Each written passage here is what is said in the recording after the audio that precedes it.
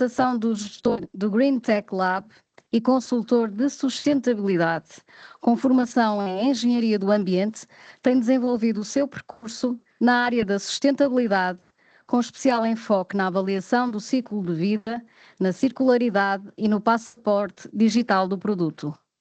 Ao longo da sua experiência profissional, consolidou conhecimento sobre os impactos ambientais ao longo da vida do ciclo de produtos e sistemas, apoiando decisões estratégicas em sustentabilidade e economia circular. Tem a palavra o engenheiro Diogo Teixeira. Uma salva de palmas.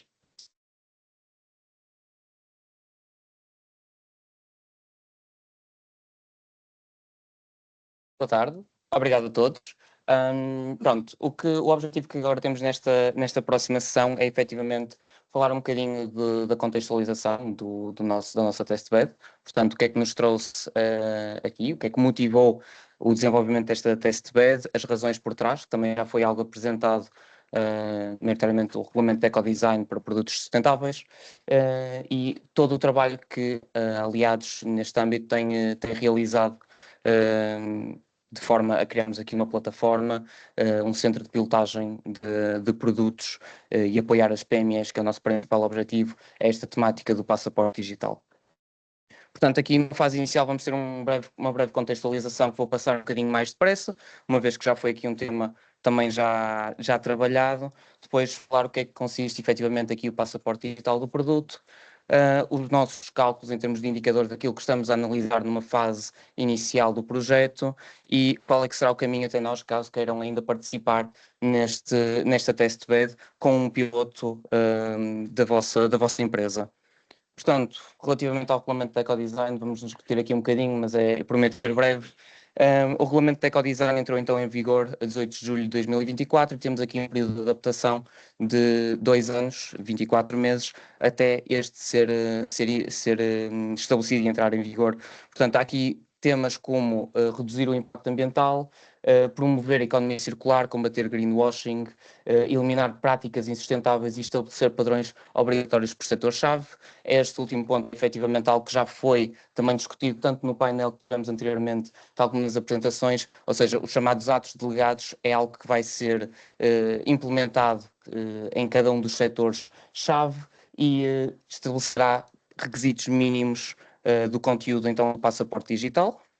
O passaporte digital em si, então, é um documento que será uma recolha detalhada de vários pontos de informação, portanto, esta informação será estipulada pelos atos delegados e será, então, associada a um produto ou identificador único digital que terá diferentes níveis de acesso de acordo com a entidade que está a consultar. Portanto, se tivermos aqui uma entidade de auditoria, terá acesso a diferentes informação do que um cliente final terá acesso. Isto é algo também muito importante no contexto do passaporte digital para proteção de dados. Este documento surge então aqui para disponibilizar estes indicadores de sustentabilidade, facilitar mecanismos de verificação e também aumentar a rastreabilidade dos produtos, que é também uma das grandes bandeiras do passaporte digital do produto, que é esta questão da traceability, perceber de onde é que vem a matéria-prima, como é que esta é processada e qual é que é o seu encaminhamento numa fase de uso e de fim de vida. Os setores também identificados como prioritários neste regulamento já foram abrangidos, já foram falados.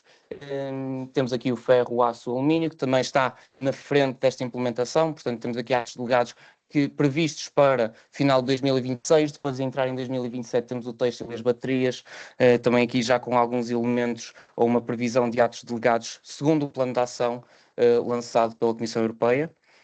E precisamente com estas dificuldades todas que surgem no âmbito do regulamento de ecodesign para produtos sustentáveis e esta implementação do passaporte digital, Aliados participa nesta testbed com o intuito de criar aqui uma plataforma digital que permite termos aqui um ambiente de experimentação e digitalização do produto, em que tentamos perceber quais é que são os impactos ambientais, fazer aqui uma melhoria ao processo produtivo com algumas medidas de mitigação ou proporcionar aqui algumas medidas de mitigação, criar também aqui um ativo para implementação do DPP a nível nacional. Portanto, nós estamos a trabalhar na nossa base de dados, temos aqui uma uma compilação técnica da informação que irá seguir para os produtos, ou melhor, que irá seguir para os clientes sobre os produtos. Portanto, nós também estamos aqui a tentar fazer um hub destes documentos todos que sejam necessários para além dos indicadores de sustentabilidade e esta infraestrutura virtual necessária para incluir serviços, também irá incluir então os serviços de consultoria associados para estas necessidades, por exemplo, o cálculo da pegada de carbono. O que é um piloto neste contexto da testbed? O piloto é precisamente um produto ou um serviço. Neste momento estamos focados exclusivamente para produtos que a empresa candidata presta e faz parte da cadeia de valor de bem comercializado. Portanto, este piloto será um produto que está em alguma fase na cadeia de vida do produto final. Por exemplo, podemos trabalhar tanto produtos intermédios como um produto de business to consumer. Será incorporado neste ecossistema do Green Tech Lab para melhorarmos também o TRL em termos de matéria de sustentabilidade. Portanto, quando carece, por exemplo, de um cálculo de indicador como uma pegada de carbono, nós fazemos precisamente esse apoio inicial e prévio à redação do passaporte digital. A testbed também irá proporcionar então um ambiente onde as empresas podem experimentar novas ideias, analisar como é que o seu produto poderia qual é que seria a sua performance se tivesse aqui alguma alteração no processo produtivo ou nas fontes das matérias-primas. E então esta etapa, ou seja, como é que funciona esta parte toda, este mecanismo técnico de recolha e de implementação do passaporte digital. Temos aqui a recolha da informação, que será tratada pela equipa de consultoria. Depois destes indicadores todos levantados, podem ser, por exemplo, a pegada de carbono, uma pegada hídrica, um indicador de circularidade. Esta informação será então digitalizada na plataforma desenvolvida no âmbito do projeto e compilada de forma a redigir um passaporte digital do produto. Numa fase de pilotagem, temos aqui 2 momentos de recolha de dados, portanto nós temos um pedido de elementos técnicos para perceber qual é que é o produto, o âmbito em que ele opera, qual é que é o mercado, portanto aqui alterações ou melhorias esperadas, identificação de alguns desafios que nós também podemos, nas atividades iniciais de consultoria, abordar, certificados e certificações do produto que sejam necessários para serem colocados no mercado, e depois também a recolha de inventário, portanto inputs e outputs dos flows para o processo produtivo, que era montante, e depois ficamos aqui numa parte de preparação para a expedição e o âmbito desta testbed para precisamente neste momento de business to consumer. Aqui um exemplo do indicador de pegada de carbono, portanto nós fazemos aqui o cálculo da pegada de carbono segundo a ISO 14067, que é a ISO indicada para a pegada de carbono do produto, e também complementamos com o PCR, que é um documento que apoia muito na redação de declarações ambientais de produto, ou seja, já dá aqui um contexto de quais é que são os requisitos, nomeadamente unidades funcionais, limites do sistema, que devem ser abordados para a tipologia de produto que está a ser analisado. Isto porque nós, numa análise prévia relativamente a esta questão do Green Tech Lab e aos atos delegados, percebemos que este seria um documento também que faria muito sentido analisarmos e acompanharmos o passaporte digital, porque é um documento que já analisa o setor. Portanto, já há aqui muita informação que pode ser trabalhada numa ótica de preparação para o DPP. Agora convidava-vos precisamente a fazer o scan, portanto nós o que estamos a trabalhar neste preciso momento para o passaporte digital é um bocadinho aquilo que vai aparecer nos vossos ecrãs, e nós estamos a trabalhar com informação prévia que foi disponibilizada pelo regulamento de ecodesign, ou seja, nós temos aqui no anexo 1º e 3º toda a informação que neste momento está prevista ser contida num passaporte digital. Portanto, nós trabalhamos nessa fase inicial, nesses conteúdos, e como podem ver aqui, para quem ainda não conseguiu, nós temos aqui duas abas, uma relativamente ao overview, em que vemos todas as funcionalidades do produto, temos aqui algumas questões como a caracterização do produto, anos de garantia, informação relativamente ao tamanho, por exemplo, se fizer sentido para o produto em questão, links para certificações que sejam obrigatórias ou que sejam voluntárias de partilhar. Temos também uma aba relativamente ao impacto ambiental e depois um campo livre que até tem aqui um parágrafo tipo, portanto só mesmo para encher um bocadinho, para perceber aqui a versatilidade da ferramenta. Portanto, isto será tudo editável e as empresas conseguem adaptar às necessidades. E aqui surge precisamente também esta questão da versatilidade em termos setorial, portanto, numa fase inicial trabalhamos com o regulamento de ecodesign, numa fase futura, assim que forem emitidos atos delegados, criamos um novo template que será exclusivo àquele ato delegado e quando uma empresa quiser redigir um produto, percebe que o seu produto está num determinado setor, seleciona esse setor e tem tudo disponível, ou seja, os requisitos mínimos que deve preencher. Do outro lado, temos também, então, a questão da rastreabilidade, portanto, a identificação da cadeia de valor.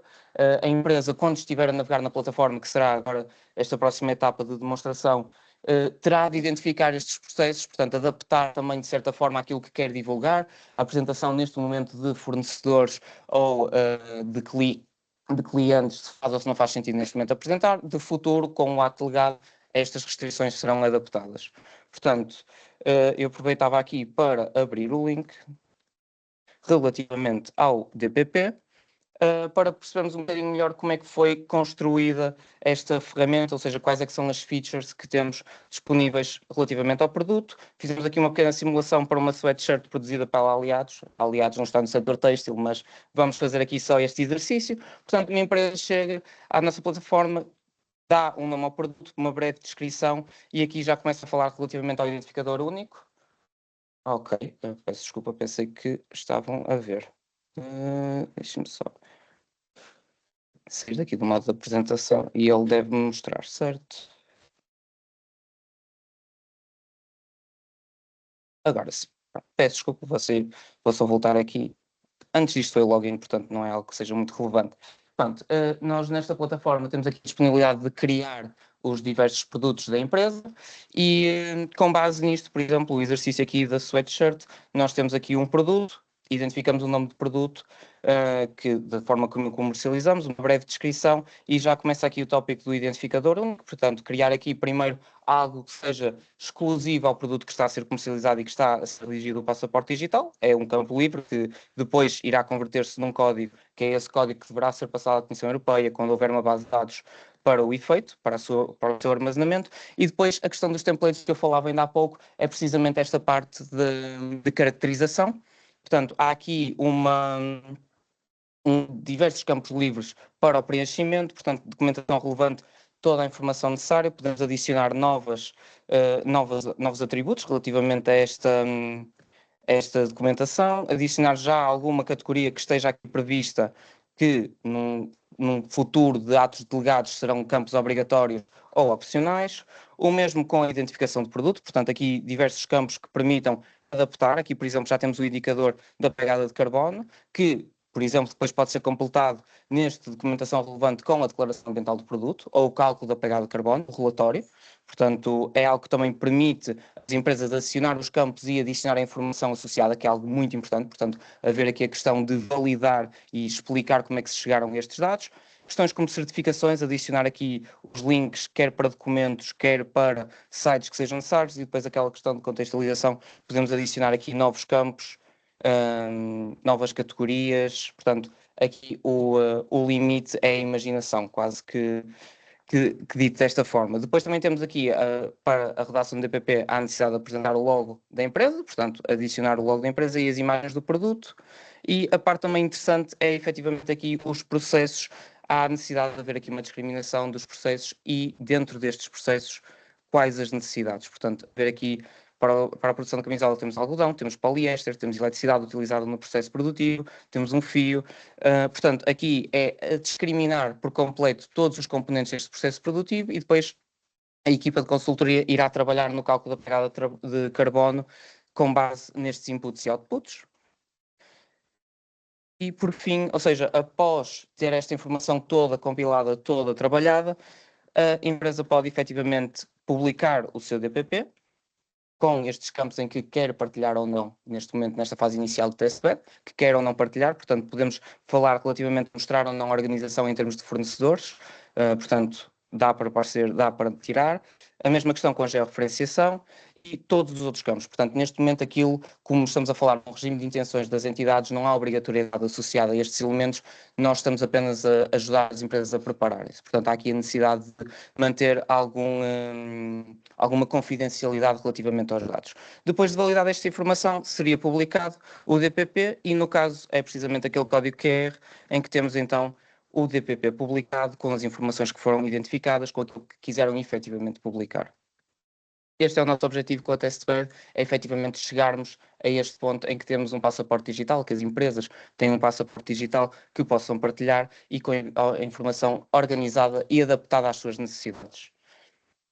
Portanto, neste momento, aquilo que temos, vamos só aqui retomar muito brevemente a apresentação, é isto que a Aliados tem trabalhado e com o Green Tech Lab que temos produzido, portanto, abrimos o espaço para as entidades que ainda necessitem, que tenham necessidade de efetivamente explorar mais o tema, que nos contactem, que partilhem connosco as dificuldades e podemos, quem sabe, também estabelecer aqui um novo piloto até o final do projeto. Salvo aqui alguns critérios de elegibilidade, portanto, a Rede Nacional de Testbeds está a operar com várias testbeds em simultâneo e há aqui uma questão que é apenas podem participar com um produto numa testbed, portanto não podem estar a usufruir com o mesmo produto em várias testbeds. Para acederem ao financiamento é efetivamente necessário que sejam considerados uma PME e também haver aqui um teto limite em termos de auxílio em atividades de consultoria, portanto, haver aqui um teto de cerca de 22.000 euros. Relativamente à Testbed, era isto que queríamos partilhar, portanto, o trabalho que tem sido feito até agora, aquilo que está disponível para as empresas, nós estamos agora num processo de retomar todas as pegadas de carbono, que isto foi o trabalho de elaboração do DPP e da plataforma, que também demorou algum tempo, portanto, estamos aqui agora a retomar alguns contactos e começar a redigir os passaportes digitais, e num sentido paralelo, também gostávamos de partilhar aqui uma breve conquista dentro da Aliados, que é efetivamente uma plataforma para o cálculo da pegada de carbono corporativa. Portanto, eu também assim muito rapidamente, e sei que voltou a não partilhar aqui, portanto, vou só retomar. Portanto, é algo que também temos trabalhado na Aliados relativamente à pegada de carbono corporativa, é algo que sabemos que efetivamente traz muitas dores de cabeça, principalmente quando começamos a falar do âmbito 3, na recolha de dados, na organização de dados, e a Aliados tem ouvido muito desses pedidos de ajuda e criou precisamente aqui uma plataforma que permita apoiar e permita guiar as entidades no seu preenchimento. Mais uma vez, só aqui a título de exemplo, aqui uma breve navegação na plataforma. Nós temos aqui a plataforma dividida nos âmbitos 3 que todos nós aqui conhecemos, portanto, estabelecidos tanto pela ISO, tal como pelo Greenhouse Gas Protocol. Nós trabalhamos precisamente com as categorias que foram identificadas por esse protocolo, portanto, no âmbito 1, categorias 1, 2 e 3, relativamente às emissões associadas aos combustíveis fósseis. O que é que nós permitimos aqui? É precisamente criar um inventário, portanto, há um consumo associado à empresa, trabalhamos em termos de níveis, portanto, falar aqui, por exemplo, de biogás, identificar se o biogás vem de aterro ou não, e aqui, peço desculpa, ter, por exemplo, a unidade de medida deste consumo, adicionar as quantidades e ele multiplica pelo fator de emissão e permite precisamente catalogar estas quantidades todas, o mesmo para, por exemplo, combustíveis fósseis, para gases de refrigeração e para os consumos de combustível, ou seja, esta diferença entre combustão móvel e combustão estacionária também está detalhada na ferramenta, sendo que na combustão móvel podemos trabalhar quer com quilómetros percorridos, que é precisamente este primeiro exemplo, por exemplo, um veículo de mercadoria percorre 200 km, ou então se tivermos a informação como consumo de combustível, temos aqui consumo de combustível em litros. Portanto, identificamos o combustível e os litros. Relativamente ao âmbito 2, só aqui por ser também relativamente breve, temos questões como a identificação entre mercado ou a diferenciação entre mercado e localização. Portanto, mercado, temos os fatores contratuais e aqui permite-nos efetivamente adicionar esses fatores de emissão. Portanto, criamos aqui na nossa base de dados fator de emissão o que tem associado ao contrato e adicionamos as quantidades relativamente a esse mesmo contrato. Ou então trabalhamos com os dados da APA, ou seja, esta média móvel dos 5 anos, em que precisamente adicionamos aqui o fator de localização do consumo energético. No âmbito 3, que é efetivamente aqui o que traz as maiores dores de cabeça, o nosso objetivo foi criar a maior possibilidade de opções. Portanto, por exemplo, na categoria 1, temos aqui consumos de bens materiais, temos a base de dados que já identifica bastantes fatores de emissão e que permitem ser adicionados diretamente. Temos outros campos que já são mais específicos, então apenas permitem, por exemplo, exclusivamente o abastecimento de água, portanto, o consumo de água associado, as emissões associadas a esse mesmo consumo. Depois, para categorias um bocadinho mais abrangentes, como a aquisição de equipamentos, o que é que nós permitimos?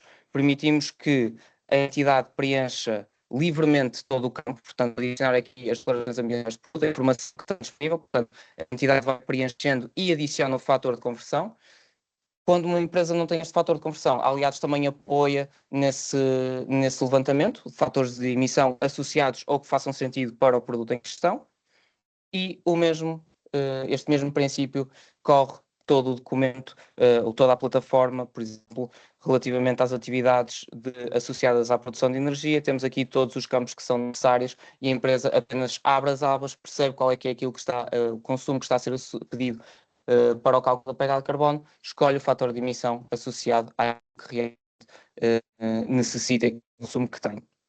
Portanto, é preciso criar aqui uma que guie a categoria todas as atividades que tem, todo o relatório, tentar pô-lo precisamente para no final os consumos serem dados e haver a possibilidade de associar as ações de suporte para toda a informação necessária.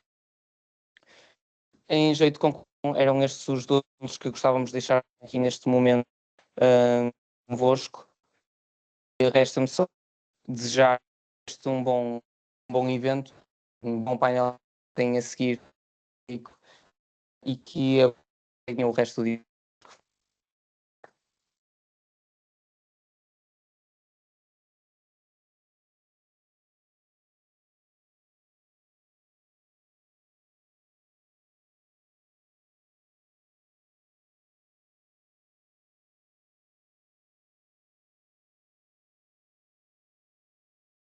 Desta excelente apresentação. Seguimos agora o painel, o tema técnica e cadeia de dados interoperabilidade no DP. Será moderada Lima, técnica e Comissão Executiva do CCG, atualmente professora do Departamento de Sistemas de Informação da Universidade, autora e coautora de publicações científicas, uma vasta na gestão de qualidade, participado em 70 por investigação e desenvolvimento. Convido-a a dirigir-se ao público como restantes participantes. Rita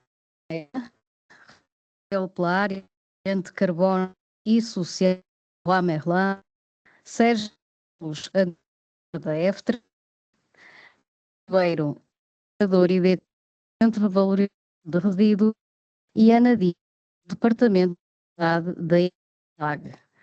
Salva de palmas.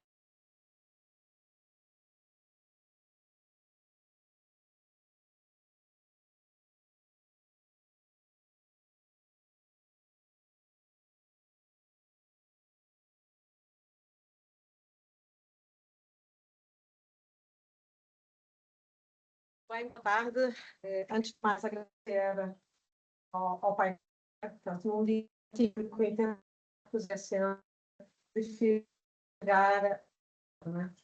Este painel é ao CCG, portanto, falar sobre a probabilidade é um tema relevante na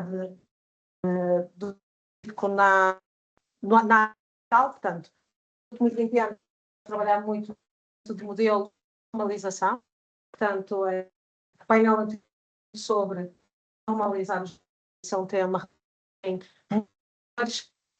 e esses todos eles em termos de não é? Portanto, e aqui o CCC está a trabalhar na saúde e os nossos investigadores próprios fazemos de ação.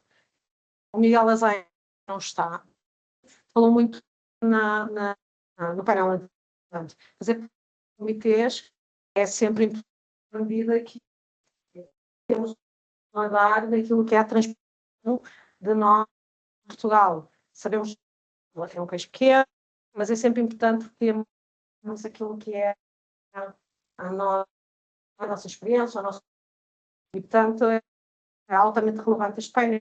Vamos passar já ao painel, portanto, que está 4 ilustres completamente diferentes, este tema é bastante diferente. Que está verde, possui mais atuação no desenvolvimento, implementação e monitorização de estratégias nos setores de energia, óleo e gás, gestão de projetos, ESG, mudança contínua, supervisão prática de habilidade com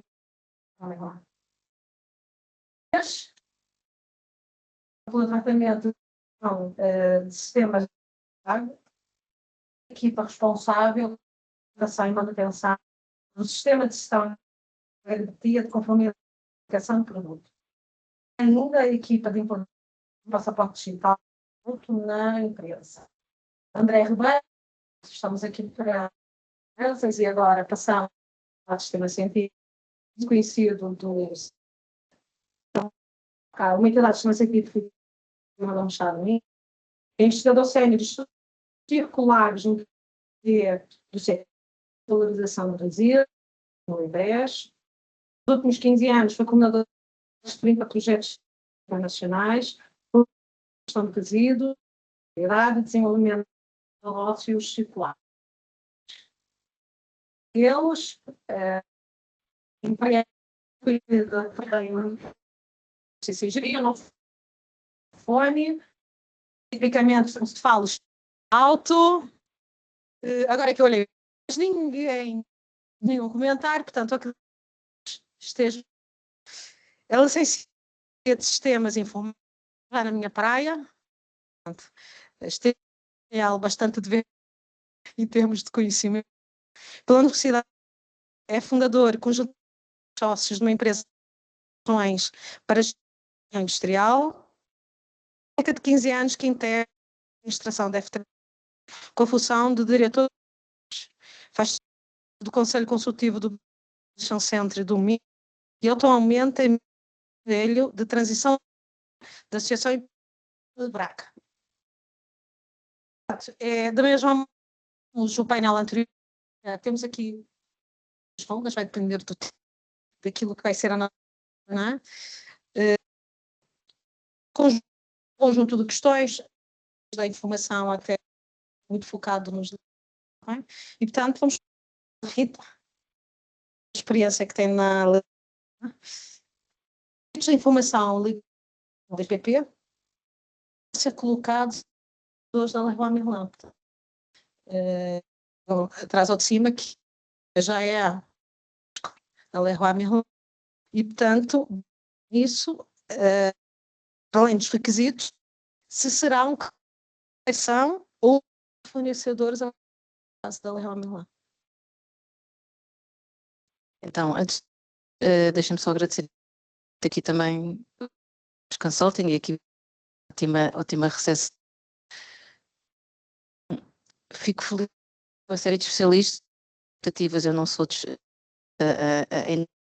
gostava de facto de estar aqui em trazer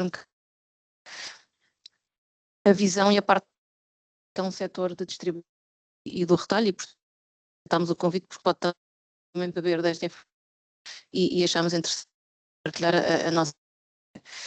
E agora a questão, como todos deverão saber, não ficamos à espera do PP para ter algum tipo de ação, como é óbvio, dos que vendemos nas nossas lojas. E na verdade já temos há algum tempo aquilo que chama QMS, Management System, onde está populado em que a informação, sim, numa grande daquilo que é a informação de qualidade do produto, em termos de alta qualidade, mas bancámos muito e aí interessante esta partilha, um índice que foi dado e um bocadinho aqui para aquilo que é o que temos, portanto, essa bem com a questão critérios categorias de informação ambiental e social. O que nos ajuda, e já preparou um bocadinho para este caminho do que aí vem do DPP. Essa ferramenta, e alguns de vocês já conhecerão, acredito que temos aqui muitos clientes e viciados em Leroy Merlin, não é? Nós sabemos que temos muitas pessoas viciadas em ir às nossas lojas, mas essa ferramenta é o Home Index. Eu costumo brincar um bocadinho lá dentro, portanto, para mim o Home Index portanto, setor de retalho mais de bricolagem, como é o caso da Leroy Merlin, para mim o Home Index é um bocadinho o Nutri-Score do setor da bricolagem. Portanto, vocês quando vão ao retalho alimentar conseguem ver uma série de informação já daquilo que é os produtos alimentares. Nós criamos isso para o setor da bricolagem e dos equipamentos para a casa. Portanto, este Home Index não é mais do que um conjunto que abrange 8 categorias e 33 critérios dentro dessas categorias. E estes 33 critérios têm não só informação específica de qualidade, mas também do ambiente e da parte social. E, portanto, logo aí nesses critérios, nós estamos a alimentar a nossa base de dados e estamos a engordar essa base de dados que temos dos produtos e estamos também a solidificar a relação que temos com os fornecedores, porque, de facto, já temos uma série de informação desde... E vou dar aqui exemplos, matérias-primas e sua origem, a parte do consumo de água e a parte do consumo de energia, a parte de reciclabilidade e do potencial de reciclagem desses materiais em fim de vida, reparabilidade, etc, etc. E, portanto, todos esses critérios têm pontuações que nos dão um índice de A a E do produto. Portanto, hoje em dia uma pessoa que vai às nossas lojas pode fazer já compras mais conscientes e sustentáveis porque já tem o ranking, digamos assim, daquilo que é o produto. E, portanto, para dizer que esse caminho já começou lá mais atrás, portanto o Home Index foi lançado em 24, mas como é óbvio, houve um trabalho preparatório por trás, e à data, e acho que estes números são interessantes e trazer para aqui, 50% das nossas referências de produtos estão referenciadas e estão catalogadas, classificadas com o Home Index, portanto cerca de 80 mil produtos já têm esta classificação, quer online, quando vão descobrir online, quer na nossa loja, procuram o símbolo Home Index e conseguem ver depois o detalhe e a classificação para cada um destes 33 critérios. Em termos de rigor e transparência, também máxima transparência. Nós não publicamos, ou seja, nenhum produto tem classificação Home Index sem um nível de completude superior a 80%, ou seja, se eu não conseguir obter algum tipo de informação de um fornecedor e tiver a 50% de completude, eu não vou ter esse Home Index, daí eu ter apenas, entre aspas, 50% daquilo que são os meus produtos referenciados. E dizer também que 70% das nossas vendas de produtos são com score A, B ou C de produtos, o que também é um ótimo indicador daquilo que provavelmente já estão a ser as compras dos portugueses. Portanto, são índices interessantes também para irmos acompanhando a mais-valia de ter este tipo de scores, e diria que a mais-valia depois também ter um DPP que vai alimentar muito esta informação que já temos. E queria também aqui destacar, e também para quem ainda se calhar não iniciou este curso, portanto acho que o difícil de facto é começar, mas que também nos ajuda muito a solidificar a relação e um bocadinho esta exigência, e eu digo exigência aqui com um bocadinho de cuidado, porque acho que temos de ser todos um bocadinho humildes com isto, porque uma coisa é a Leroy Merlin que pode ter recursos para fazer, outra coisa é um fabricante que muitas vezes é uma empresa familiar, portanto estamos nisto com alguma humildade e também responsabilização para sensibilizar, mas também é bom ver porque eles próprios conseguem monitorizar aquilo que é a performance do produto que estão a dar e conseguem ver a evolução ao longo do tempo, tendo em conta este score. E, portanto, resumindo e concluindo, o trabalho já tem vindo a ser feito, mas vemos de facto ainda aqui muitos desafios e muita imprevisibilidade daquilo que é o DPP. Estávamos há pouco a comentar, provavelmente se tudo correr bem no final de 2027, poderemos saber exatamente com detalhe aquilo que precisamos de comunicar e como comunicar, como é que o cliente vai ver a informação, mas acho que ainda há aqui muita coisa invisível que temos de estar à espera para tomar os próximos passos.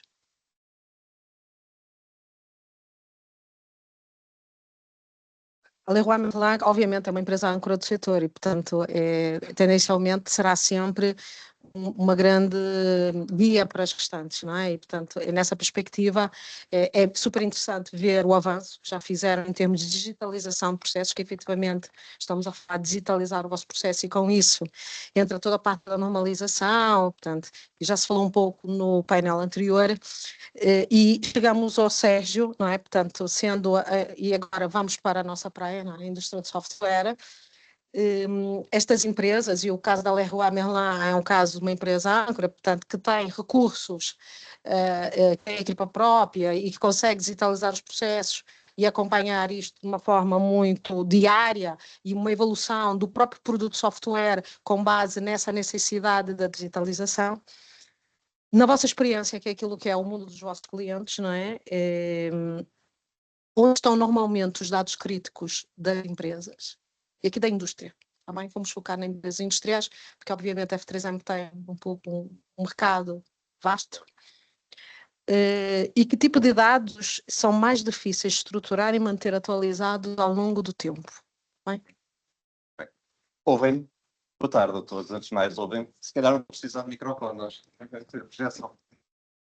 Muito boa tarde. Muito obrigado, aliados, pelo convite. É um entrar aqui. Muito obrigado também pelo facto de terem acreditado na F3M enquanto vosso parceiro tecnológico. Esta test bed, este desenvolvimento. Eu estava a ver a apresentação do Guilherme há bocado e estava a rezar para que não houvesse nenhum bug, que foi bem. E dizer que é um gosto estar aqui nesta casa. Eu conheço bem, com pessoas que quem gosto e que também conhecemos há muito tempo, e, portanto, é muito bom estar aqui. Sim, ora bem, começando pela primeira questão, relativamente aos dados. Os dados são a gênese disto tudo, não é? A informação é absolutamente basilar no âmbito destes processos, diria. E se me pergunta se as empresas têm ou deveriam ter os dados centralizados, ou estão descentralizados, ou seja, de uma forma anárquica, deviam ter os dados centralizados. Não sei se todas têm, ou melhor, sei que grande parte delas não tem. Isto tem a ver com algo que já se falou anteriormente, tem a ver com a tal maturidade tecnológica, ou literacia digital, ou grau de envolvimento, inclusivamente, dos gestores das empresas, para que seja promovida essa tal centralização de dados, que eu acho que é fundamental. Mas tem a ver com tudo, com os acessos, com a segurança, com normativas como o RGPD, com o compliance, enfim. Uma data de situações, o telemóvel que é o meu, peço imenso desculpa. Qualquer coisa que verificar, eu pensei que tinha posto isto no CRS, para dar o microfone aqui, junto do telemóvel. Peço desculpa. Bem, mas dizia eu que era importante que os dados estivessem centralizados, mas em grande parte dos sistemas aqui das empresas não estão. E depois vamos à questão dos dados, quais são mais aqueles dados que não são os dados estruturados. E esses sim é uma dificuldade enorme. Estamos a falar de uma panóplia de dados brutal. Estamos a falar dos e-mails, das folhas de cálculos do Excel, do Word, enfim. E esses sim são aqueles mais difíceis de gerir, por assim dizer. E que nos leva depois a ter que haver uma integração entre esses dados todos e voltamos à gente, que é tentar centralizar esses dados para, mais uma vez, podermos ter um acesso mais rápido, mais confiável, com uma acessibilidade mais controlada e, portanto, diria que tudo isto tem a ver com, mais uma vez, a maturidade tecnológica que as empresas têm e com aquilo que o gestor de quem gera as empresas também quer ter. Nós falamos várias vezes no painel anterior, isto tem a ver também com um palavrão que é o CAPEX. CAPEX é basicamente o investimento, não é? Nós temos que perceber exatamente o investimento que tem que estar à volta de estudo e gerir esse tipo de investimento, para não perder custos, ou de investimento. Eu quero antes de falar de investimento e não custo, é basta, estamos a falar de infraestruturas tecnológicas, de ERPs, CRMs, tudo isso, mas é importante pensar que para já há apoios, há projetos que apoiam e que subsidiam este tipo de investimentos, e depois isto é uma questão de sine qua non. As empresas que não estiverem preparadas para investir e para verem efetivamente este tipo de situações como um investimento e não como um custo, portanto as empresas que virem isto como um investimento estão claramente melhor paradas, que aquelas que olham para este tipo de projetos como um custo e, portanto, o médio prazo evitará, diria eu, a morte daquelas que não investirem neste tipo de processos. Muito bem. Sabendo nós, não é, que os últimos 20 anos houve uma alteração muito grande de maturidade das empresas, nomeadamente as industriais, não é? E, portanto, eu acredito que o Sérgio também acredita que a maturidade ela tem vindo a crescer, não é? Obviamente que obriga a investimento. E nós sabemos que muitas vezes, quando falamos em mais pequenas, ainda temos muita pouca capacidade em Portugal de fazer investimentos, nomeadamente na digitalização, porque há outros investimentos que são prioritários para manter a empresa viva, não é? Portanto, é muito difícil a digitalização traz estas problemáticas e o CCG, como Centro de Tecnologia e Inovação, nós trabalhamos 400 parceiros, mas na maior parte delas são médias, grandes empresas no setor industrial. As pequenas ainda não têm acessibilidade nem a capacidade de investimento, nem a noção de que podem conseguir incentivo que lhes permita fazer esse investimento, não é? Portanto, há aqui todo um trabalho que ainda é necessário fazer em Portugal para que isso seja possível. Casos de sucesso, como é o caso da Leroy Merlin, que são empresas âncoras no setor do retalho, pode ser muito interessante para visionarem o que é que poderão conseguir numa escala mais pequena, não é? Portanto, Ana, mudando um bocadinho, não é? Vamos saltar agora para os processos, não é? A Indelag, e aqui tem a ver muito com a vossa opinião relativamente à escolaridade, está bem? Portanto, a escolaridade é hoje para vós um objetivo estratégico, ou ainda é uma resposta à regulação? Portanto, o que a Indelag entende em termos de objetivos estratégicos relativamente à secularidade? E, por outro lado, que impacto, portanto, uma pergunta está ligada à outra, que impacto o DPP há de ter nos vossos processos industriais e na relação com os fornecedores? Também quero agradecer o convite da Aliados para estar aqui presente. A Indelag é uma indústria sediada em Águeda, que produz luminárias, portanto, é uma indústria transformadora. Em relação à circularidade, a empresa tem evoluído muito nos últimos anos, bastante a esse nível, e cada vez é mais importante, não só pela exigência do mercado em si, porque nós somos uma empresa altamente exportadora, somos uma PME, mas que exporta mais do que 75% dos produtos. Portanto, temos alguma já exigência do próprio mercado, não tanto do nacional como do internacional. Portanto, já é uma preocupação. Já é há algum tempo uma preocupação e também é uma preocupação da própria gestão. Portanto, neste momento, a gestão da empresa também tem essa noção e que é necessário evoluir. E começa agora a analisar, não é bem agora, mas nos últimos 10 anos, começa a fazer um trabalho de análise dos processos. Quando nós falamos agora do DPP, vem trazer, se calhar, um avanço maior neste estudo dos próprios processos. Porque nós falamos muito aqui daquilo que é o produto, como é que vai ser o produto no mercado, mas esquecemos que o produto, para estar no mercado, tem todo um processo de transformação. E todo esse processo de transformação tem impacto. Desde a chapa que vai entrar e que vai ser cortada, que vai ser soldada, que vai ser pintada. Portanto, todos esses processos também têm que ser analisados. E nós, ao fazermos este estudo do processo, conseguimos também melhorar a nossa circularidade. Nós vamos analisar aquilo que entra e tudo aquilo que sai. Disse agora há bocadinho o colega que gosta dos resíduos. Nós não gostamos dos resíduos. É um dos impactos do nosso processo. E, portanto, tudo isto vem melhorar a circularidade e vai melhorar os nossos processos e o nosso produto. Sim, mas não conhecendo o vosso setor, não é? Portanto, nós tivemos um projeto conjunto que fizemos há uns anos, não é? Onde no setor têxtil, portanto, e que é uma cadeia diferente, portanto, há um conjunto vasto de fornecedores para a criação de um produto, não é? Sim. No caso do vosso setor, como é que vocês entendem, não é? Sabendo que o passaporte digital de produto obriga a uma ligação e a uma passagem de dados dos fornecedores para que se consiga ter aqueles dados que aqui foi apresentado no software. Sim. Como é que vocês veem no futuro essa relação da vossa empresa com os fornecedores e essa cedência de dados à vontade? Não é fácil. Nós temos aqui... E a confiança, não é? Não só se... Exatamente, a confiança.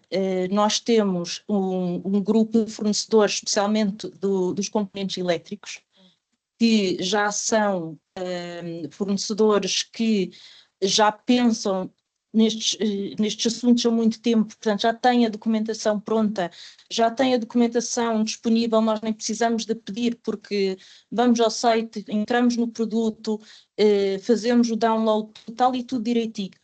E depois temos os outros que são fornecedores mais pequenos e que ainda têm muita dificuldade em entender o que é que lhes está a ser pedido.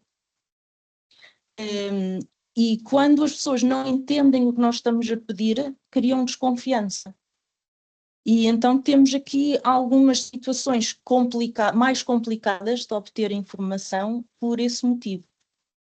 Ou seja, a falta de informação ainda no mercado. Notamos muito isso. Vai demorar o seu tempo aí até... Vai demorar muito, eu acho que vai demorar muito tempo. A digitalização dos processos dessas pequenas e médias empresas, até chegar à normalização da tecnologia das dados, para depois conseguir fazer interoperabilidade dos sistemas, em ter realmente dados. E as PMEs, eu acho que realmente têm, ou evoluem muito rapidamente, ou não vão conseguir acompanhar. Portanto, se nós olharmos para grande parte das PMEs em Portugal, se olharmos mesmo há 10 anos atrás, era tudo feito em papel. Era tudo papel. Nós temos uma ordem de fabrico, era dada em papel, está aqui, faz isto. Né? E hoje em dia já não pode ser assim.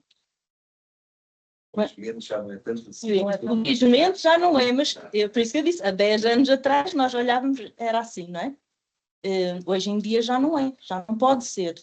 Há 10 anos em alguns setores já não era assim. Sim, mas estou a ver PMEs, né? E aquelas pequenas indústrias. Que é o que nós temos mais em Portugal, são as pequenas indústrias. Muito bem, Ana, obrigada. André, o CBR sendo um centro de valorização de resíduos, não é? Portanto, do ponto de vista da investigação, é um centro de tecnologia e contempla as questões da investigação, o que torna o DPP um tema particularmente relevante naquilo que é a vossa indústria e pelo qual são os vossos parceiros, os vossos clientes. E como é que o DPP, na vossa visão, pode ajudar, porque é uma visão muito ligada àquilo que é a circularidade e as questões dos resíduos, como é que o DPP pode ajudar as empresas a tomar melhores decisões sobre materiais e circularidade? Olá, boa tarde a todos. Antes de mais, agradecer o convite da Aliados, agradecer também ao CCG por terem estarem a organizar ou co-organizar o evento. É sempre um gosto de estar aqui.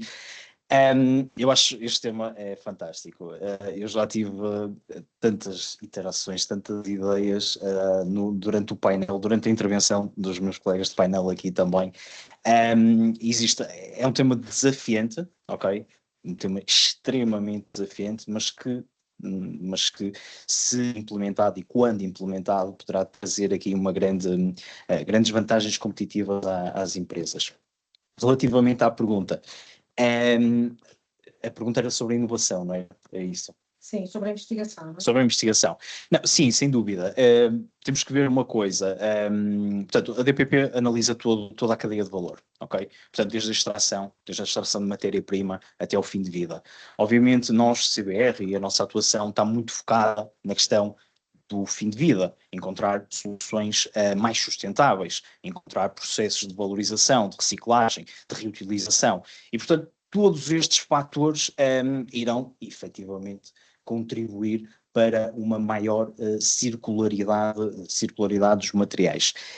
O que eu estava a dizer é, claro, existem aqui muitos desafios para a sua implementação propriamente dita, mas e eu vou dar aqui um exemplo de um projeto, nós estamos a trabalhar num projeto que visa o desenvolvimento de uma DPP no setor do mobiliário, um projeto europeu. Este projeto, portanto, é um seguimento de um projeto que se chama o CIRPAS, que fez o regulamento das baterias, e nós temos alguns colegas, parceiros, que fizeram parte desse projeto, e eu, em tom de brincadeira, estava um bocado a dizer que nós passamos mais de 80% do tempo a discutir. É verdade, é verdade. Passamos mais. Porquê? Porque é impossível transpor uma DPP do setor, por exemplo, no caso do CIRPAS de baterias, para o setor do mobiliário. Completamente diferente. Os requisitos, regulamentos, as ISOs, o fator normativo, já foi falado um bocadinho no outro painel também, são completamente diferentes. Portanto, nós passamos mais de 80% do tempo a discutir. Mas no final espero eu, o projeto ainda está a decorrer, que vamos ter no final bons resultados. No âmbito do projeto, e falou-se muito sobre as declarações ambientais de produto, isso é também um dos mecanismos que pode auxiliar as empresas no incremento da circularidade. E outra coisa que eu também queria destacar, que é a semelhança, uma DPP pode ser um bocadinho assemelhada a uma avaliação do ciclo de vida. E quando nós estamos a fazer uma avaliação de ciclo de vida, estamos exatamente a analisar ponto a ponto toda a cadeia de valor. Falou-se aqui na anterior intervenção sobre, estamos a analisar o processo produtivo, certo? Todas as etapas do processo produtivo, mas não só na DPP estamos do processo produtivo, mas do processo produtivo de todo o processo de extração, de todo o processo e também de utilização e de fim de vida. Ou seja, à semelhança da avaliação de ciclo de vida e da declaração ambiental do produto, muitas vezes vê-se essa questão como uma obrigatoriedade, mas não se percebe que é pode ser um fator de diferenciação. Okay? Eu vou conhecer o meu processo, eu vou conhecer hotspots, eu vou conhecer pontos da cadeia de valor onde posso melhorar. E se eu perceber isso, vou ter aumento de circularidade, posso ter aumento de circularidade, posso ter aumento posso ter um aumento mais efetivo da diminuição dos impactos ambientais e do aumento de produtividade económica, o CAPEX, mas também ambiental. Obrigada, André. Vamos voltar aqui a Leroy Merlin, está bem, Rita? E agora vamos aos dados, não é? Portanto, que dados é que hoje são realmente críticos para um retalhista como a Leroy Merlin na gestão de ciclo de vida do vosso produto? Eu vou dar novamente aqui o exemplo daquilo que já fazemos com o Index e o que o André estava a dizer, ou seja, nós também vamos à parte daquilo que são as matérias-primas, os consumos, como vos tinha dito há pouco.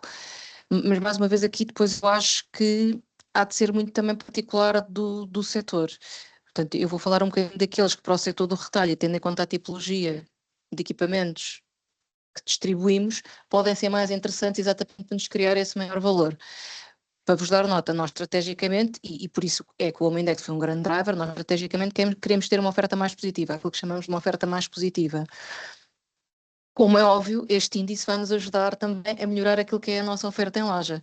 E há bocado estava-vos a passar um bocadinho os números, até 70% das nossas vendas são com scores até mais elevados, até é um bom sinal e que provavelmente eu até posso declinar a minha gama para, de facto, este tipo de equipamentos mais sustentáveis de acordo com o índice. Da nossa experiência e de acordo com a classificação que damos no Home Index, estes próprios parâmetros ou critérios têm pesos e, portanto, nós temos, por exemplo, classificações mais superiores para aquilo que é as matérias-primas, para aquilo que é o transporte, os consumos e a reparabilidade, ou seja, para nós, dentro do leque dos 33 critérios, se puder escolher aqui de uma forma mais focada, para nós faz sentido e, aliás, nós revertemos isso para a própria classificação do peso da classificação, com maior peso para estes indicadores mais aqui voltados, de facto, aqui para o ciclo de vida e reparabilidade, porque para a natureza que temos, sejam ferramentas que vendemos, e sempre aqui a falar mais de marca própria, são aqueles, de facto, mais relevantes. Ok, já agora só para pegar aqui um bocadinho naquilo que foi dito há pouco da criação de mais-valia, mas também das dificuldades aqui no terreno, nós estamos a testar para a nossa marca própria construindo com 3 fornecedores para 3 equipamentos, já a própria sistematização de como é que isto será na vida real. O print do QR Code, é o print estamos a fazer print, não é? Estamos a trabalhar com os fornecedores e com 3 produtos para saber como é que isto depois é na realidade no dia em que isto for acontecer. E, portanto, logo aí surgem desafios que eu acho que vão ser diferentes consoante o setor onde estamos a atuar e consoante os produtos que estamos a distribuir. Que vejamos no nosso caso, por exemplo, e de acordo com aquilo que sabemos à data, ainda sem algum tipo de dados delegados, etc., mas daquilo que sabemos à data, por exemplo, uma ferramenta, um equipamento mais elétrico, eu vou ter que ter um código, um QR Code no próprio equipamento individual. Mas, por exemplo, se for para um batch dos cortinados, eu não vou pôr cortinado a cortinado, já vou pôr num batch daquele lote. E, portanto, logo aí também há muita especificidade e por isso nós também estamos um bocadinho a partir para o terreno, para saber e como é que vai ser a visibilidade. O QR Code vai ficar bem visível para o cliente estar a ver a embalagem no produto, onde é que eu vou pôr, onde é que não vou pôr, e, portanto, estamos também já a testar um bocadinho essa realidade, porque sabemos que só vamos ter conhecimento disso no final de 27, mas as coisas, a partir do momento em que sai o ato delegado, se não me engano, são 18 meses para implementar, se bem que no retalho somos conhecidos por implementar, vai acontecer, mas não é assim tanto tempo quanto isso. E, portanto, também acho que é interessante, porque eu acho que vai haver muito este desafio que vai mudar de setor para setor e consoante a tipologia de produto. Não vai ser assim tão transversal, não vai haver assim receitas universais e daí a dificuldade que cada um vai ter que olhar um bocadinho para dentro de casa, ver as melhores práticas, mas vai ter que olhar um bocadinho para dentro de casa para ver qual é que é o melhor caminho. E nós temos muitas tipologias de produto, de marca própria, portanto, vamos desde, como eu disse, desde o cortinado da decoração até uma ferramenta elétrica, até uma lâmpada, etc. E, portanto, o desafio acresce ainda mais um pouco, daí já estarmos a testar também essa viabilidade.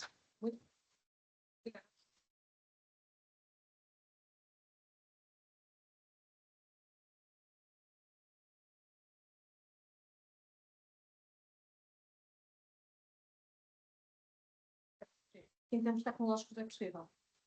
É uma questão de perceber aqui há uma componente de criatividade naquilo que disse, onde é que nós vamos colocar o QR, se é aqui ou se é lá e como é que isso vai ser feito, mas efetivamente é a percepção de como é que vamos digitalizar essa componente e depois visualizar essa informação.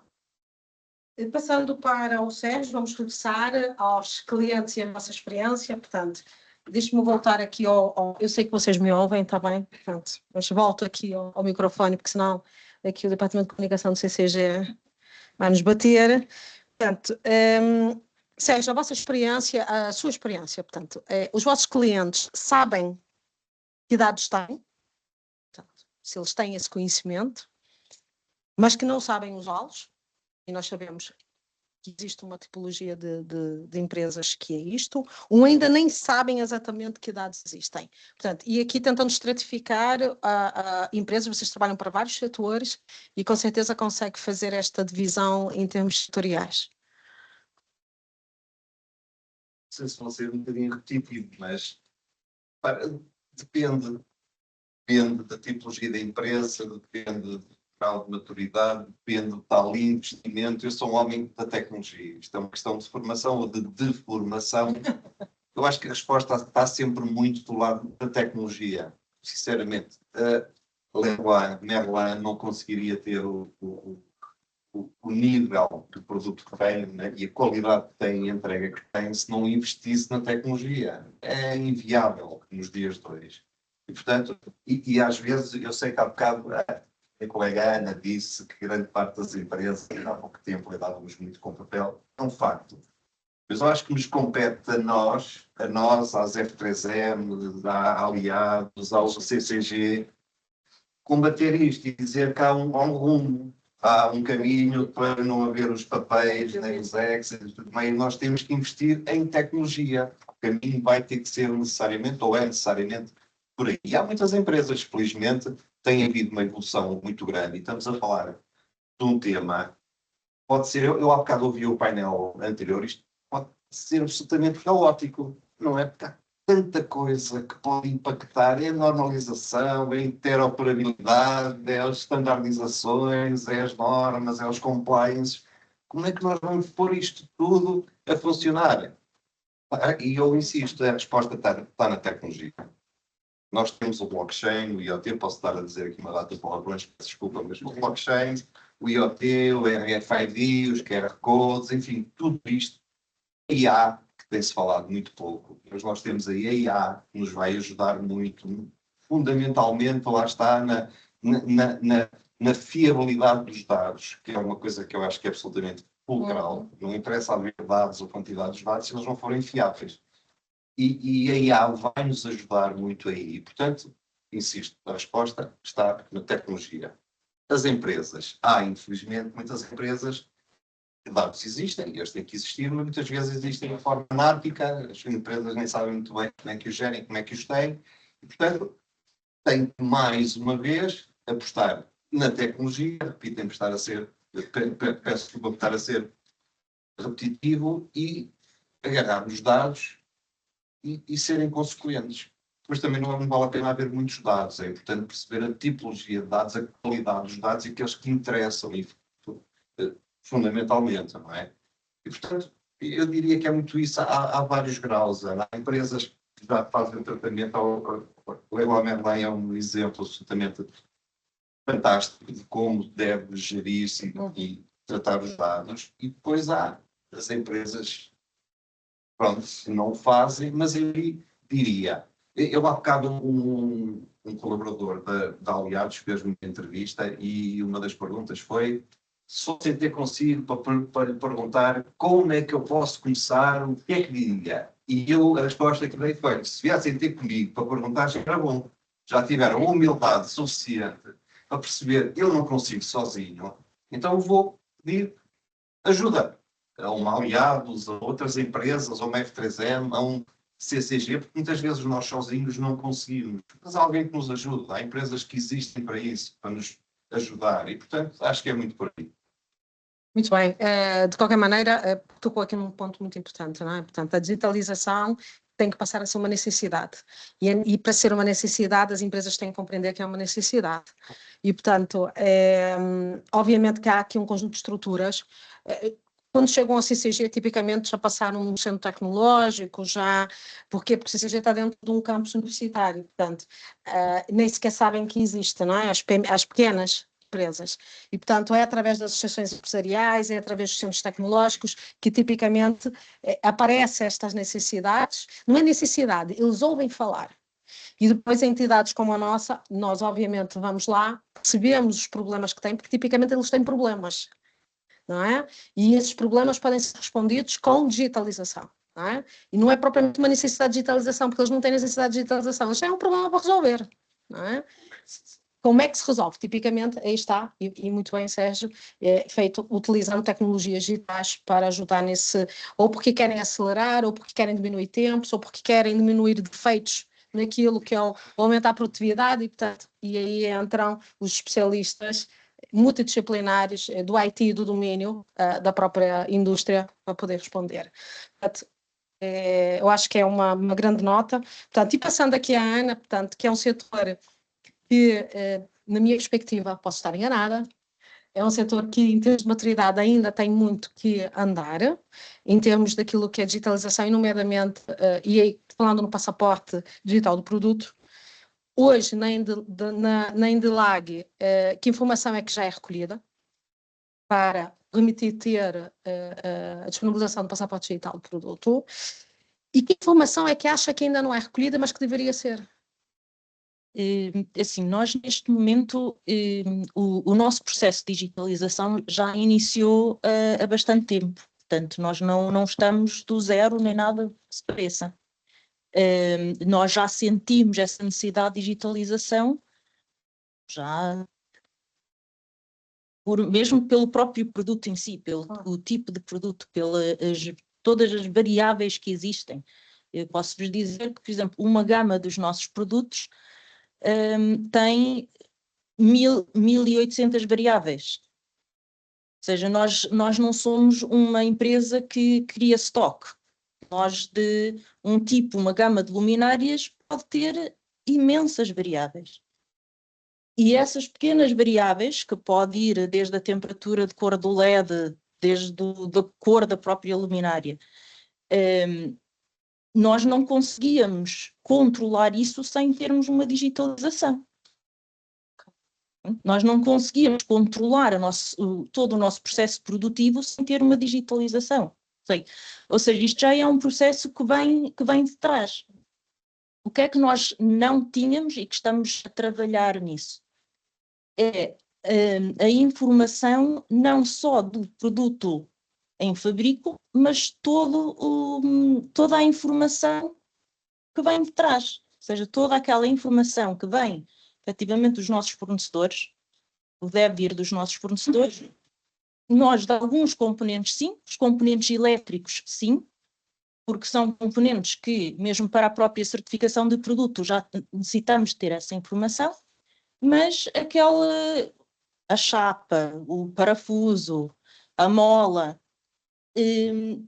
esses materiais é que não estavam tão controlados. Ou seja, desses materiais é que efetivamente está a ser difícil obter a informação de toda a origem, todo o processo do fornecedor.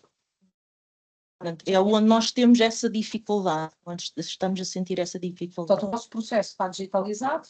O nosso processo é que para otimizar o vosso processo precisam de dados que vêm dos vossos fornecedores e aí trabalhar e melhorar o nosso processo interno também, que é o que nós estamos a fazer, melhorar a nossa base de dados, criar uma melhor estrutura, mesmo para nós conseguirmos analisar os dados, como disse aqui o colega, nós precisamos de analisar os dados, mas precisamos também de saber quais são os dados que nós precisamos de analisar, quais são os dados que nós efetivamente necessitamos.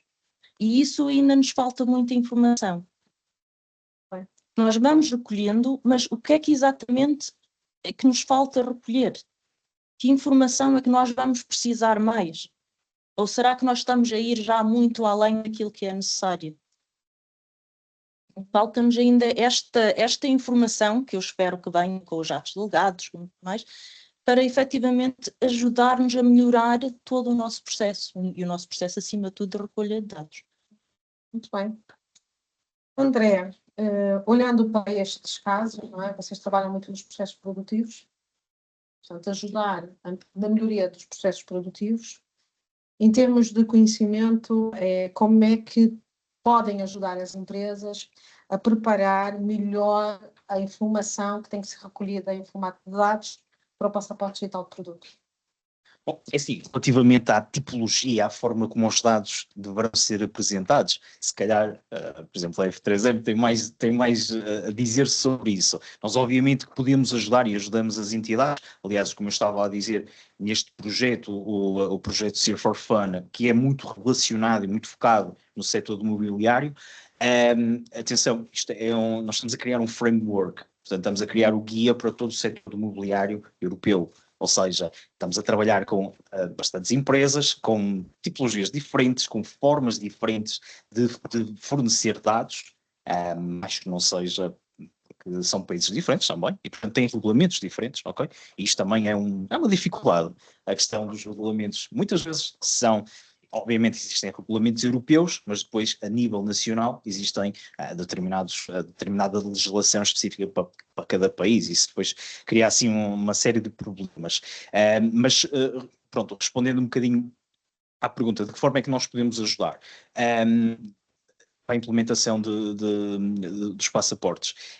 Nós trabalhamos, como eu estava a dizer, nós trabalhamos basicamente em toda a cadeia de valor, ou seja, quando estamos a fazer, nós também realizamos, obviamente, estudos de avaliação de ciclo de vida, de declaração ambiental do produto, estamos a ajudar as entidades a perceber os impactos ambientais, a perceber onde podem melhorar, a aumentar, a potenciar o aumento da circularidade, não só pela via da valorização do resíduo, pela diferentes metodologias, ou seja, identificar outras, ou simbioses industriais, identificar potenciais simbioses industriais noutro setor, mas também, perceber este resíduo pode ser até incorporado nos processos produtivos e não ser resíduo, ser um subproduto, o que também é bastante positivo em termos legais, mas sim, trabalhar em todos estes vetores, trabalhar em todas as áreas e não individualizar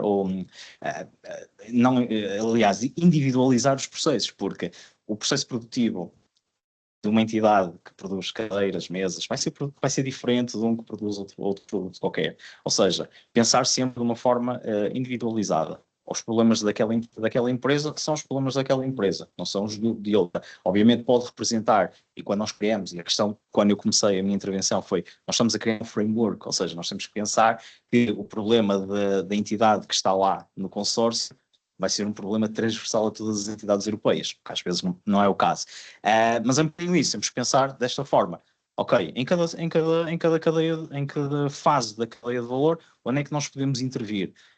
Podemos trabalhar na parte ambiental, podemos trabalhar na parte de sustentabilidade, podemos trabalhar na parte económica. Eu digo sempre isto, economia circular tem muito que ver com questões ambientais, mas também tem muito que ver com fatores económicos. Nós conseguimos aumentar as competências das entidades, das empresas, por via ambiental, por via da melhoria ambiental, também estamos a aumentar a competitividade económica da mesma. Ou seja, isto também está muito relacionado com isso. A DPP é um instrumento também para isso, para aumentar a competitividade das empresas, fator de diferenciação. Falou-se muito sobre isso. As entidades que não tiverem, de que forma é que vão ser penalizadas? Irão ser penalizadas, obviamente, mas ok, podemos trabalhar em todas estas informações. Só dizer uma coisa, eu achei curiosa que o Sérgio estava a falar de digitalização, e eu também já trabalhei num projeto em que implementamos um gêmeo digital, e tivemos esta dificuldade que é, ok, como é que nós vamos ter dados para alimentar um gêmeo digital? Como é que nós vamos com dados, com os dados, poucos dados que nós temos em nível de piloto, como é que vamos fazer isto? Obviamente a inteligência artificial existe para colmatar algumas destas dificuldades e no final conseguimos ter o chamado data lake, algo muito esotérico para mim, como é óbvio, mas conseguimos ter aqui uma simulação digital de um processo que de outra via demoraria anos a ter resultados. E com um simples clique podemos ter. Há empresas que vendem base de dados. Sim, exatamente. Você já consegue ter dados desta forma. Exatamente. Deixa-me só terminando, e para vos dar aqui uma perspectiva do que é que, por exemplo, nesse projeto, o que é que nós estamos a fazer. Nós estamos, como eu disse, estamos em todo o setor de cadeia do mobiliário, e aqui está presente a Câmara Municipal de Guimarães, que também tem um piloto neste projeto. Ou seja, nós estamos a trabalhar não só a componente técnica, mas também a componente, obviamente, ambiental, porque DPP é ecodesign, é circularidade, é tudo isso, mas também a questão social. Conseguimos reutilizar. Sim. E erros frequentes é que vocês têm encontrado? Portanto, estão a executar projetos, têm pilotos. Quais são os erros frequentes na implementação do DPP?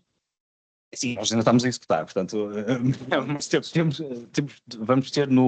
portanto, estamos a definir o setup para 12 pilotos. 12. O que estão a encontrar é importante saber, não é? Para não tirem. Essencialmente, para já, nós temos tido muitos brainstorms. Eu quando disse discussão, obviamente é discussão no sentido positivo, mas temos tido imensos brainstormings de que forma é que os dados podem ser disponibilizados. Quem é que vai integrar a questão de... Falou-se já muito sobre a questão de, ok, a Comissão Europeia vai ter um papel preponderante, certo? Mas de que forma é que vai haver uma third party que avalie os dados? Tem-se falado muito sobre essa questão, também no CIRPAS falou-se muito sobre isso. À semelhança, por exemplo, a declaração ambiental de produto, tem que haver uma third party que valide a declaração ambiental de produto.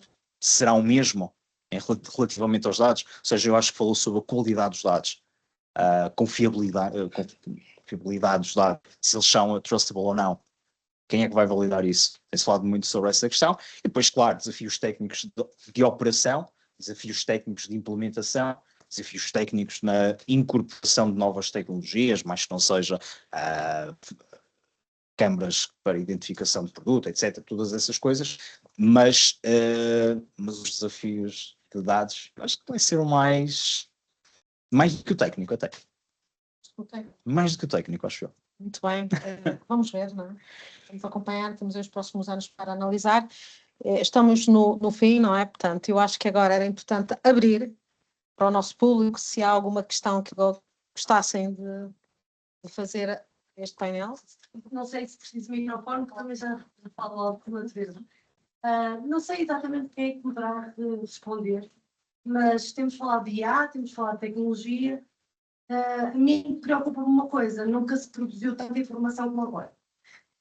E nós estamos a perder, e eu falo por mim própria, mesmo a nível pessoal, de repente eu já não sei quantas fotografias tenho no telefone e qual é a informação que tenho no computador. E de repente estamos a esquecer de uma profissão que eu acho que começa a ser cada vez mais emergente, e é o gestor de informação. E, portanto, a forma como os dados são trabalhados podem, de alguma maneira, trazer maior rentabilidade para utilizar a IA, para utilizar a tecnologia. Portanto, não estamos a falar muito sobre o recurso humano de uma profissão cada vez mais emergente, que é o gestor de informação. Eu não sei se concordo, deixo aqui um alerta, porque na realidade a IA pode fazer muita coisa, mas o ser humano continua a ser indispensável para este controle da informação, o que é importante, o que é que não é importante, o que é que tem que ser filtrado, o que é que tem que ser mediado, como é que está a ser mediado, porque é que temos aí os algoritmos acabam aqui do acesso à informação. Portanto, o gestor da informação nas empresas, e não só, também outras empresas que possam ser, de alguma forma, consultores, como aliados, etc. E eu acho que esta função do gestor de informação parece-me cada vez mais uma função altamente emergente. Não sei, poderei dizer, mas acho que o Sérgio também poderá complementar. Portanto, temos o gestor de informação, temos o gestor de sistemas de informação e depois temos o gestor de dados. Está bem? Portanto, hoje em dia há aqui muitos perfis, e são perfis diferentes, para trabalhar aquilo que chamou informação. A informação depois ela é convertida em dados e depois ainda temos que tem que garantir a qualidade dos dados para que sistemas de IA possam efetivamente trazer resultados, eficácia, e aqui estamos a falar de uma panóplia de perfis que começam a aparecer e que são importantes naquilo que é a digitalização e para nós termos efetivamente a eficácia nas organizações. Não é? O gestor de informação obviamente é extremamente importante. Perceber que a informação que eu tenho que recolher é fundamental nas empresas. Tipicamente são pessoas que são do domínio da empresa, são pessoas que percebem muito bem o processo produtivo. Processo produtivo, como falamos em indústria, não é? Processo de retalho, quem é o cliente, quem é o público, portanto, o gestor de informação numa perspectiva. O gestor de sistemas de informação, eu não cheguei à terceira ronda de questões, mas que tem a ver muito com a heterogeneidade de sistemas que há nas empresas hoje, não é? Temos os RPs, temos os CRMs, temos aplicação para tudo e mais alguma coisa. São o que nós chamamos do lado do IT sistemas legados, quer dizer, sistemas proprietários, que tipicamente não falam entre eles. E, portanto, o gestor de sistemas de informação tem uma função muito clara de conseguir trazer mais-valia, criar valor a partir dessa recolha que é feita nos vários sistemas para aquilo que é uma mais-valia organizacional. E hoje, cada vez mais fala-se no gestor de dados, não é? Nós temos nossos jovens a quererem ser data scientist, está muito em voga, que é uma linha muito específica da área do IT e que tem a ver muito com como é que eu vou tirar mais-valia olhando só para os dados.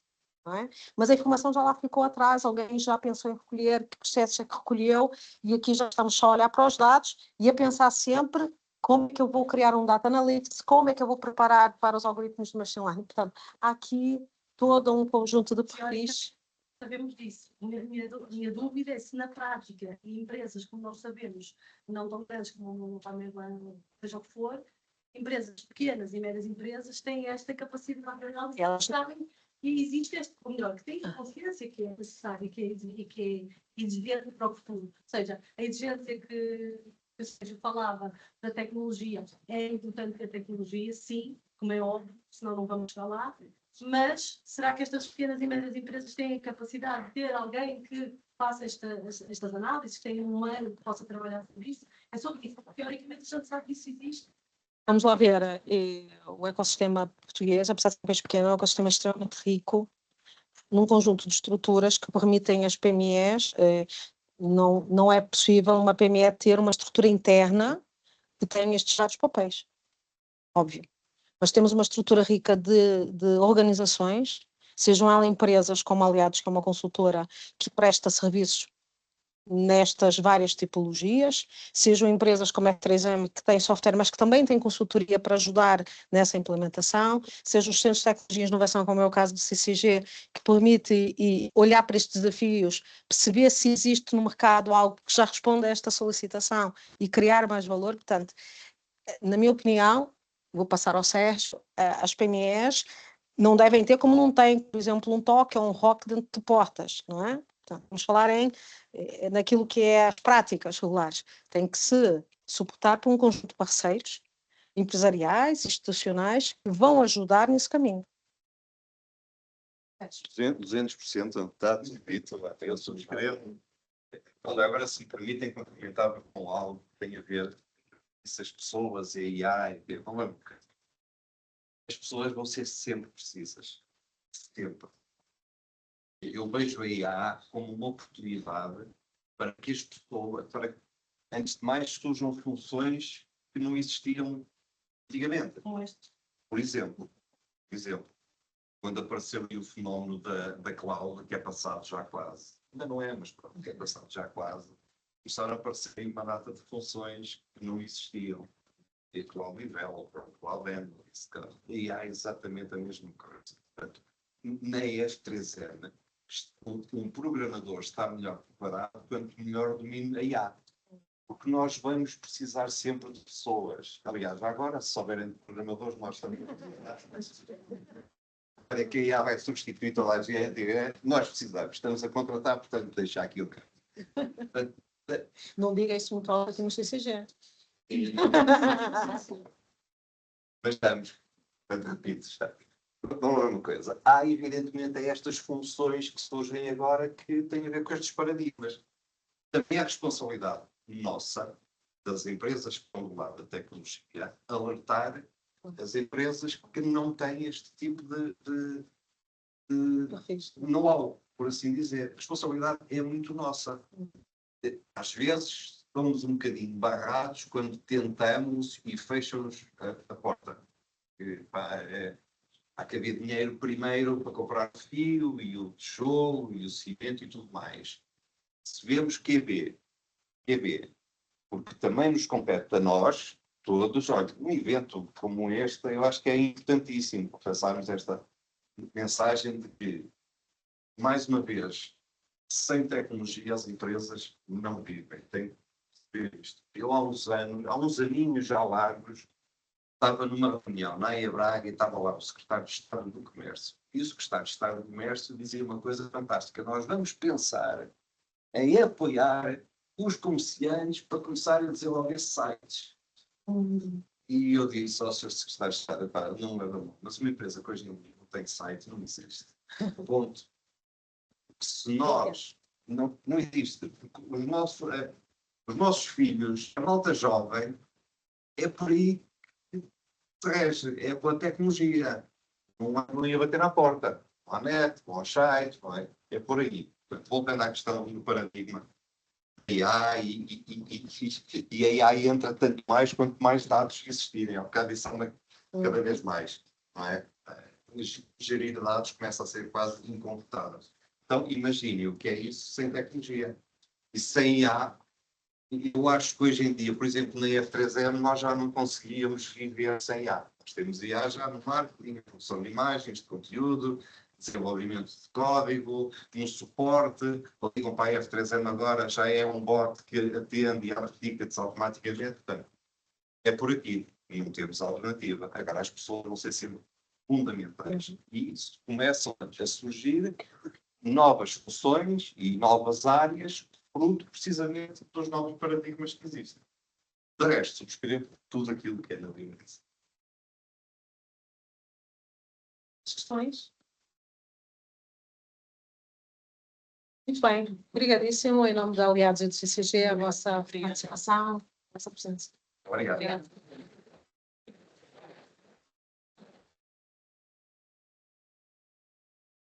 Eu vou pedir ao João da Aliados que faça o fecho com umas breves palavras.